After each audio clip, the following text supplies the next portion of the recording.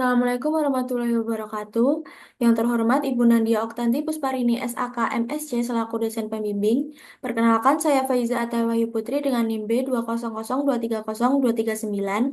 Pada kesempatan kali ini saya akan mempresentasikan proposal penelitian saya yang berjudul Pengaruh Diversitas Gender, Usia, Kebangsaan, dan Financial Expertise Dewan Komisaris terhadap kinerja keuangan perusahaan. Dengan studi empiris pada perusahaan manufaktur subsektor food and beverage yang terdaftar di Bursa Efek Indonesia periode 2022 hingga 2024. Izinkan saya memaparkan secara singkat mulai dari latar belakang, landasan teori, tujuan, hipotesis, hingga metodologi penelitian ini. Baik, saya mulai dari latar belakang penelitian. Fenomena yang melatar belakangi penelitian ini adalah volatilitas ekonomi global yang menekan industri manufaktur, khususnya pada subsektor food and beverage di Indonesia. Berdasarkan data dari Food and Agriculture Organization atau FAO 2026, Food Price Index per Februari 2026 terjadi kenaikan indeks komoditas pangan sebesar 0,9% yang dipicu oleh lonjakan harga serealia dan minyak nabati. Tekanan biaya input eksternal ini berdampak real pada penurunan kinerja keuangan perusahaan yang dapat dilihat melalui fluktuasi ROA emiten raksasa, seperti pada PT Indofood CBP Sukses Makmur, PT Mayora Indah, dan PT Ultra Jaya Milk Industry and Trading Company. Pada periode pengamatan 2022 hingga 2024, disinilah peran Dewan Komisaris menjadi sangat krusial sebagai organ pengawas strategis yang komposisinya diyakini berpengaruh terhadap kualitas pengambilan keputusan dan pada akhirnya juga berpengaruh pada kinerja keuangan perusahaan. Namun, penelitian terdahulu mengenai hal ini masih menghasilkan temuan yang tidak konsisten. Sebagai contoh, pada diversitas gender, Auparai et al. 2025 menemukan pengaruh signifikan, sementara Hernawati dan Sari 2022 tidak menemukan pengaruh. Pola inkonsistensi serupa juga ditemukan pada variabel yang lainnya, seperti variabel diversitas usia, diversitas kebangsaan, dan financial expertise. Selain itu, mayoritas penelitian terdahulu mengintegrasikan variabel diversitas yang bersifat demografis saja, dan penelitian dengan objek spesifik dengan subsektor food and beverage masih sangat minim. Maka dari itu, inkonsistensi temuan sebelumnya ini membuka ruang bagi kajian empiris yang lebih lanjut. Dan dari sinilah research gap penelitian ini muncul. Maka dari itu, penelitian ini berusaha mengombinasikan karakteristik demografis seperti gender, usia, dan kebangsaan dengan karakteristik substansial yaitu financial expertise atau keahlian keuangan. Dan juga penelitian ini hadir dalam konteks temporal terbaru yaitu periode 2022 hingga 2024 dengan objek perusahaan manufaktur subsektor food and beverage yang terdaftar di Bursa Efek Indonesia. Selanjutnya, berdasarkan latar belakang tersebut, penelitian ini memiliki 4 tujuan utama. Yang pertama, mengetahui pengaruh diversitas gender Dewan Komisaris terhadap kinerja keuangan perusahaan pada perusahaan manufaktur subsektor food and beverage di Bursa Efek Indonesia periode 2022 hingga 2024. Yang kedua, mengetahui pengaruh diversitas usia Dewan Komisaris terhadap kinerja keuangan perusahaan pada perusahaan manufaktur subsektor food and beverage di Bursa Efek Indonesia periode 2022 hingga 2024.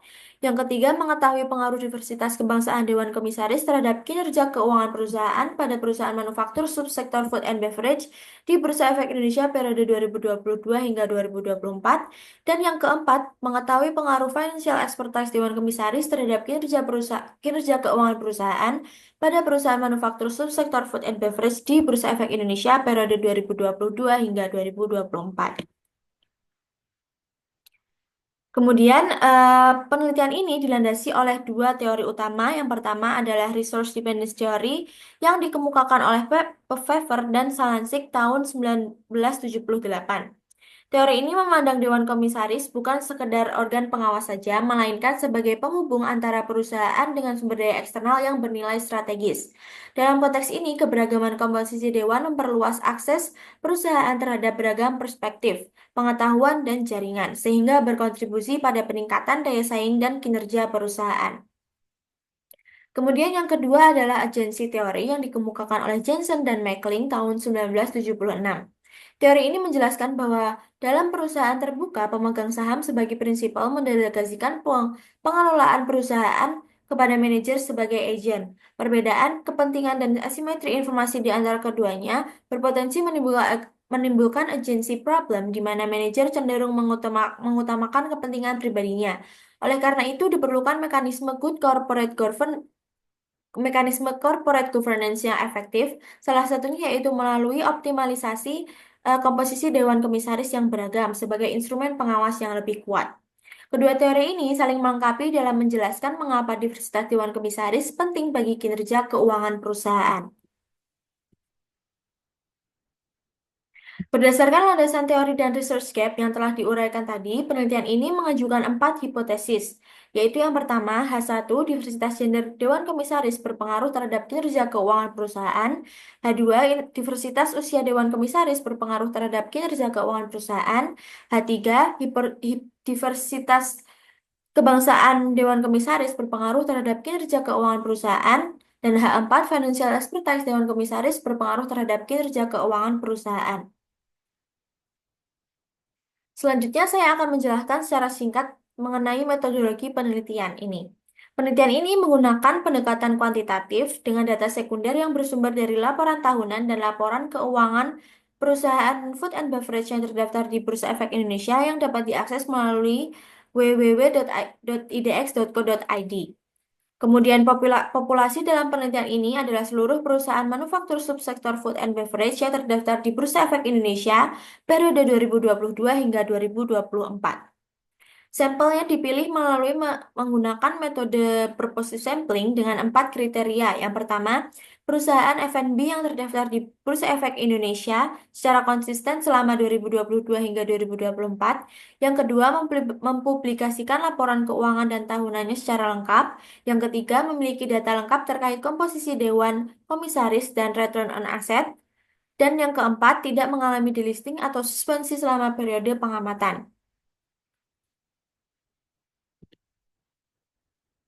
Untuk operasionalisasi variabel terdapat 4 variabel independen dan dependen dan satu variabel dependen yang masing-masing diukur sebagai berikut.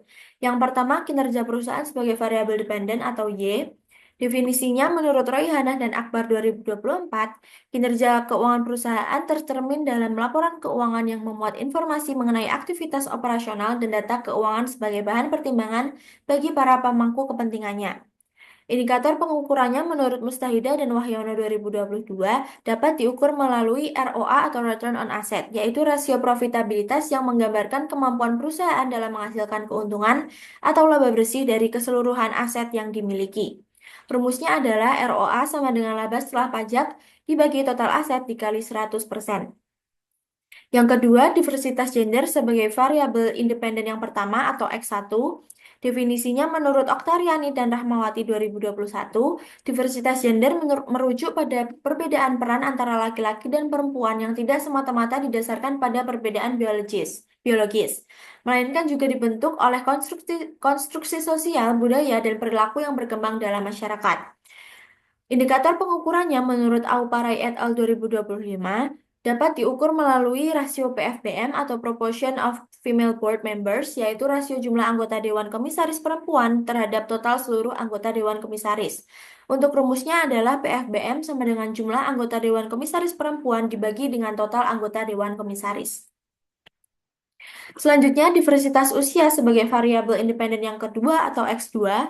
Definisinya menurut LIM 2023 dan Lindiasari dan Muazzaroh 2024, keberagaman usia antara anggota Dewan Komisaris menghadirkan kombinasi perspektif inovatif dari anggota yang lebih muda dan kematangan pengalaman dari anggota yang lebih senior, sehingga berpotensi memengaruhi efektivitas pengawasan dan kinerja perusahaan. Indikator pengukurannya menurut Auparai et al. 2025 dapat diukur melalui rasio BAG atau Board Age, yaitu rasio jumlah anggota Dewan Komisaris yang berusia di bawah 50 tahun terhadap total seluruh anggota Dewan Komisaris. Untuk rumusnya adalah BAG sama dengan jumlah anggota Dewan Komisaris berusia di bawah 50 tahun dibagi dengan total anggota Dewan Komisaris. Selanjutnya adalah diversitas kebangsaan sebagai variabel independen ketiga atau X3. Definisinya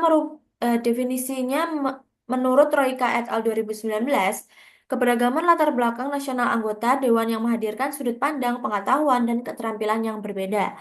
Indikator pengukurannya menurut Ivone et al. 2024 dapat diukur dengan rasio jumlah anggota Dewan Komisaris berkewarganegaraan asing terhadap total seluruh anggota Dewan Komisaris. Untuk rumusnya adalah diversitas kebangsaan sama dengan jumlah anggota Dewan Komisaris asing dibagi dengan total anggota Dewan Komisaris. Yang terakhir, financial expertise sebagai variabel independen yang keempat atau X4, definisinya menurut Pratnyanata dan Narindra 2024, financial expertise adalah keberagaman keahlian di bidang keuangan yang dimiliki anggota Dewan Komisaris yang dibentuk oleh latar belakang pendidikan dan kematangan pengalaman, sehingga dapat mengoptimalkan fungsi pengawasan pengelolaan keuangan perusahaan menuju laporan keuangan yang lebih akurat, transparan, dan berkualitas tinggi. Indikator pengukurannya menurut Afriliana dan Aryani 2020 dapat diukur dengan rasio jumlah anggota Komisaris yang memiliki keahlian di bidang keuangan terhadap total seluruh anggota Dewan Komisaris. Untuk rumusnya adalah financial expertise sama dengan jumlah anggota Dewan Komisaris berlatar belakang keuangan dibagi dengan total anggota Dewan Komisaris. Kemudian selanjutnya adalah mengenai metode analisis data.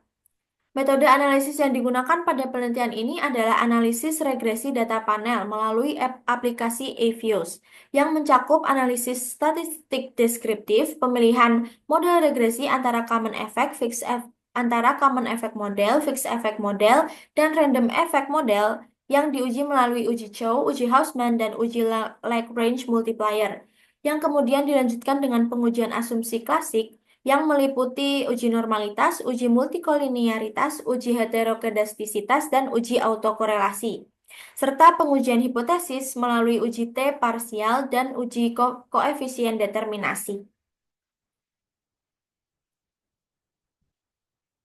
Demikian pemaparan proposal penelitian saya. Kurang lebihnya mohon maaf. Terima kasih atas perhatiannya. Wassalamualaikum warahmatullahi wabarakatuh.